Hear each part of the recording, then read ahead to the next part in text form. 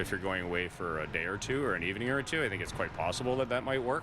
WestJet is working to make flying more affordable for travelers. The company is launching cheaper fares for those who are willing to travel without a carry-on bag, limiting passengers to items that can only be stored under their seat. Everyone's going to stuff their stuff into a backpack or a purse and put it underneath. So it's going to kind of be like Spirit Airlines in America, which if you've seen Spirit Airlines, it's like wow, it's pretty rough. Even if you're gone for 2 days, there's a certain number of necessities that you really can't do without, and it's really hard to pack, squirrel all those away into a tiny little carry-on. A lack of carry-on bags isn't the only thing WestJet is working on to make flying more affordable.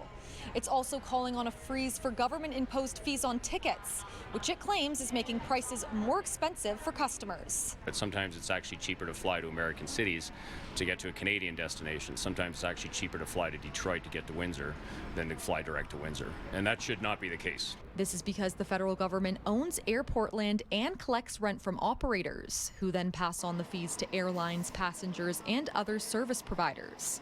But switching to a different model could lower prices for consumers and increase competition. So if we do see these kind of changes in taxation and ownership of slots, gates, and routes, for example, lower seat mile cost could give carriers more wiggle room to lower their fares.